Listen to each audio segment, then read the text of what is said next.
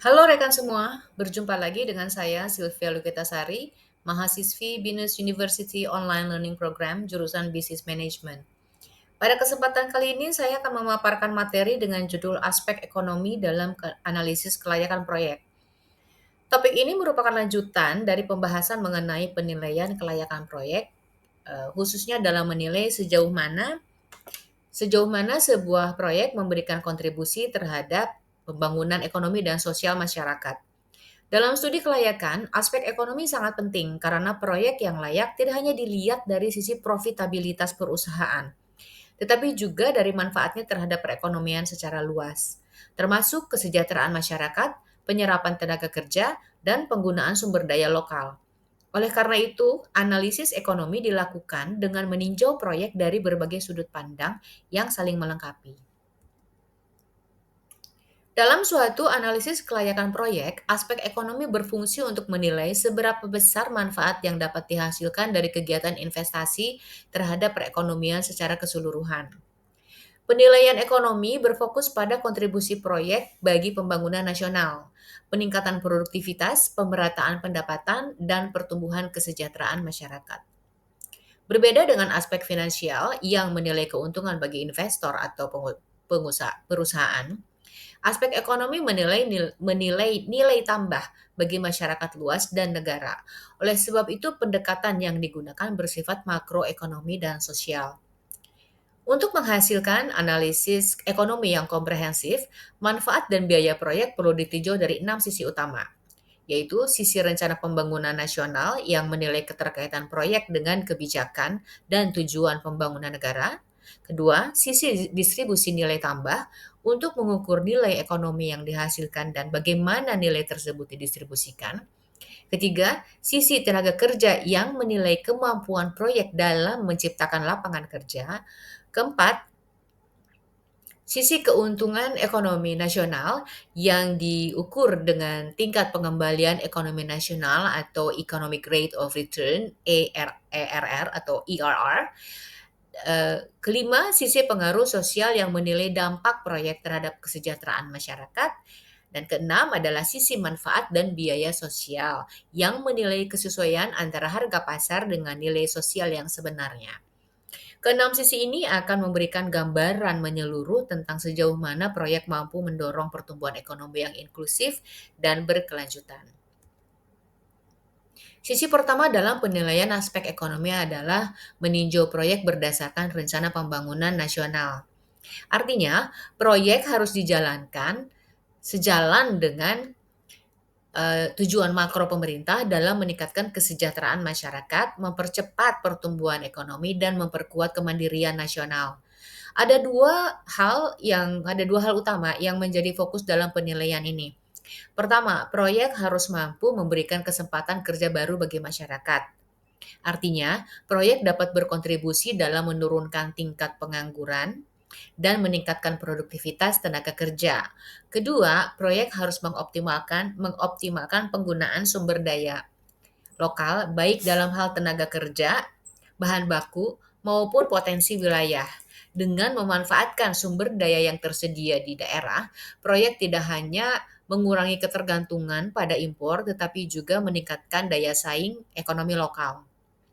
Sebagai contoh, proyek pembangunan laundry coin atau industri jasa lokal yang mempekerjakan warga sekitar dapat menjadi bagian dari upaya pemberdayaan ekonomi masyarakat.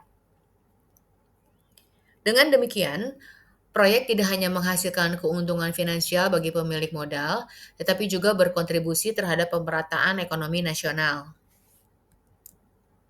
Sisi kedua adalah distribusi nilai tambah, yaitu sejauh mana proyek memberikan tambahan nilai ekonomi dari proses produksinya. Nilai tambah ini merupakan selisih antara nilai output atau produk yang dihasilkan dengan nilai input atau biaya bahan baku energi dan komponen lainnya. Analisis ini dimaksudkan agar proyek yang dibangun benar-benar memberikan kontribusi ekonomi nyata yang bisa dihitung secara kuantitatif. Asumsinya, proyek beroperasi pada kapasitas produk normal, sehingga nilai tambah yang dihasilkan dapat diukur secara objektif dan dapat didistribusikan secara adil kepada pihak-pihak yang berperan di dalamnya atau stakeholders. Distribusi dalam nilai tambah mencakup upah tenaga kerja sebagai imbalan atas kontribusi sumber daya manusia, pendapatan pengusaha atau pemilik modal dari laba usaha, penerimaan pemerintah melalui pajak atau retribusi, dan manfaat bagi masyarakat melalui dampak ekonomi tidak langsung seperti meningkatnya aktivitas perdagangan lokal. Dengan demikian, analisis distribusi nilai tambah membantu menilai apakah manfaat dari proyek tersebut hanya terkonsentrasi pada pemilik modal atau turut dirasakan oleh seluruh lapisan masyarakat. Sisi ketiga dalam aspek ekonomi adalah tenaga kerja yang menilai seberapa besar proyek mampu menciptakan lapangan pekerjaan dan meningkatkan produktivitas sumber daya manusia. Sebuah proyek dikatakan layak secara ekonomi apabila dapat memberikan efek positif terhadap penyerapan tenaga kerja, baik dalam jangka pendek maupun jangka panjang. Ada dua pendekatan dalam penilaian menilai aspek ini, yaitu padat karya, yaitu proyek yang melibatkan banyak tenaga kerja langsung. Biasanya cocok untuk proyek yang berorientasi sosial. Dan padat modal, yaitu proyek yang menggunakan teknologi tinggi tetapi tidak menciptakan peluang kerja tidak langsung melalui rantai melalui rantai pasok. Maaf, saya ulang lagi. Yang kedua adalah padat modal, yaitu proyek yang menggunakan teknologi tinggi tetapi tetap menciptakan peluang kerja tidak langsung melalui rantai pasok. Untuk mengukur efisiensi penggunaan dana terhadap tenaga kerja, digunakan rasio investasi per tenaga kerja, yaitu modal kerja ditambah dengan modal tetap, kemudian dibagi oleh jumlah tenaga kerja. Semakin rendah rasio ini, semakin besar kemampuan proyek dalam menyerap tenaga kerja dengan investasi yang efisien. Dari sisi makro, proyek yang mampu menciptakan lapangan kerja akan meningkatkan pendapatan masyarakat, menurunkan pengangguran, dan memperkuat stabilitas ekonomi nasional. Sisi keempat adalah keuntungan ekonomi nasional, yaitu sejauh mana proyek memberikan manfaat bagi perekonomian negara secara keseluruhan. Penilaian ini menggunakan indikator Economic Rate of Return atau ERR atau tingkat pengembalian ekonomi nasional.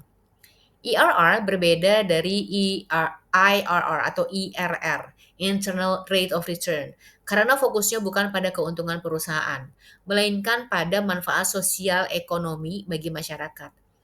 Dalam perhitungannya, bunga pinjaman dan pajak tidak dimasukkan sebagai pengeluaran karena bunga dianggap sebagai bagian dari pendapatan sektor keuangan, sedangkan pajak merupakan penerimaan pemerintah yang pada akhirnya kembali ke masyarakat dalam bentuk program pembangunan.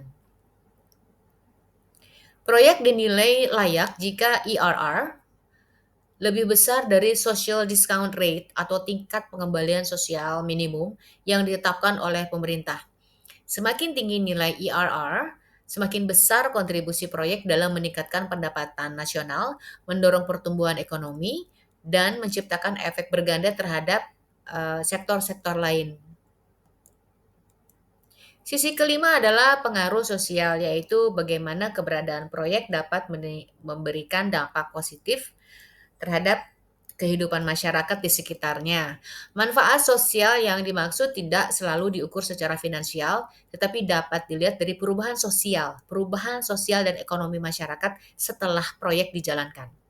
Contoh manfaat sosial antara lain membuka lapangan kerja baru sehingga menurunkan angka pengangguran, meningkatkan pendapatan dan kesejahteraan masyarakat lokal, mendorong munculnya kegiatan ekonomi turunan seperti usaha kecil menengah di sekitar lokasi proyek, memperbaiki sarana dan prasarana umum baik langsung maupun tidak langsung.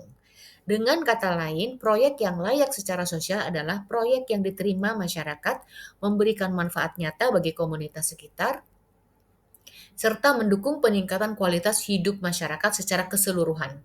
Penilaian sisi sosial menjadi penting agar pembangunan ekonomi tidak hanya bersifat eksklusif bagi investor, tetapi juga inklusif dan berkeadilan bagi semua pihak. Sisi terakhir dalam penilaian aspek ekonomi adalah manfaat dan biaya sosial, yaitu analisis untuk menilai keseimbangan antara nilai pasar dan nilai sosial suatu proyek. Hal ini perlu dilakukan karena harga pasar seringkali tidak mencerminkan nilai sosial yang sebenarnya sebagai akibat adanya kebijakan pemerintah, seperti pajak, subsidi, atau pengaturan harga. Sebagai contoh, harga bahan bakar yang disubsidi oleh pemerintah bisa membuat biaya produksi tampak lebih rendah daripada nilai sosialnya yang sesungguhnya.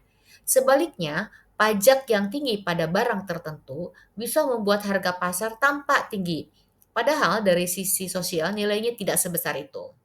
Analisis manfaat dan biaya sosial bertujuan untuk menyesuaikan perhitungan biaya dan manfaat proyek dengan nilai sosial real di masyarakat. Dengan pendekatan ini, keputusan investasi dapat lebih objektif karena mencerminkan manfaat ekonomi dan sosial yang sesungguhnya, bukan semata-mata angka komersial di pasar. Melalui analisis ini, proyek dapat dirancang agar memberikan keseimbangan antara efisiensi ekonomi dan keadilan sosial, sejalan dengan prinsip pembangunan berkelanjutan yang menempatkan manusia dan lingkungan sebagai pusat pertumbuhan ekonomi. Sebagai kesimpulan, dapat kita pahami bahwa aspek ekonomi merupakan salah satu bagian paling krusial dalam analisis kelayakan proyek, karena menjadi dasar untuk menilai berapa besar kontribusi proyek terhadap perekonomian nasional dan kesejahteraan rakyat. Melalui 6 sisi penilaian ekonomi, kita dapat melihat proyek dari berbagai perspektif yang saling melengkapi. Secara keseluruhan,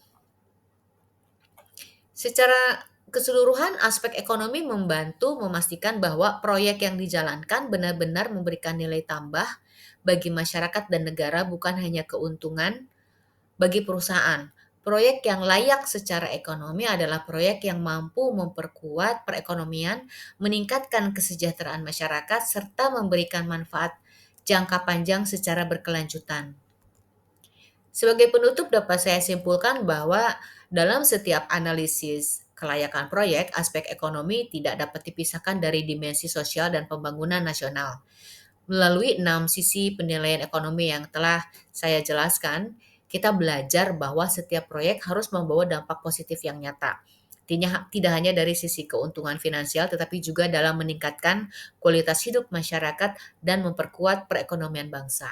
Terima kasih, sampai jumpa.